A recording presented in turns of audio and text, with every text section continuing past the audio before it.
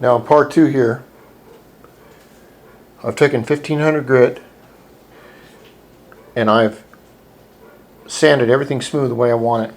This was the last thing we did. The next thing that we do is very simple. You got to go down and get some turtle wax polishing compound. This is your heavy duty. It's known in the business when I was in school as white lightning. And that's heavy scratch remover. We may only get by with the white.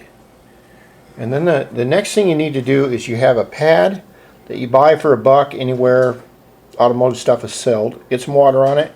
You only use one pad for this, one pad for this, and you never let the two grits be on the project at the same time.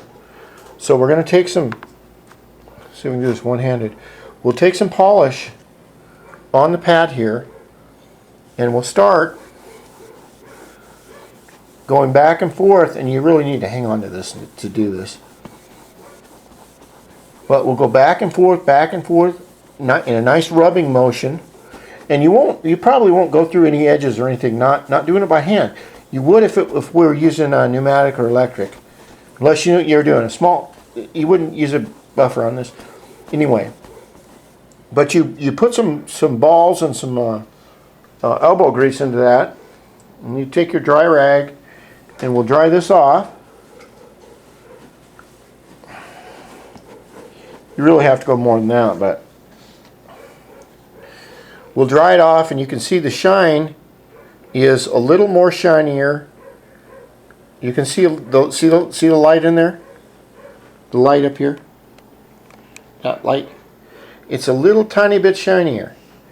And that's what we're trying to do. What we're doing is the grits, the fine grit in the polish here will slowly, what it does is it melds the scratches together so your eye sees it as one solid sheet. And that's what's important. With a microscope, this is all scratched up, but to your eye and to anyone else's eye, it is, it looks like a solid sheet. So what I will do is I'm going to take this polishing compound, not the heavy duty, because I've gone over this with 1500 grit. I'm going to swirl the fine compound around, and I'll get it nice and dry. And then what I do is I take this and I take it over to my sink right here, and I wash it off really well before I go on to my next grit. And the next grit will be the scratch remover. And basically what that is a very, very fine polish.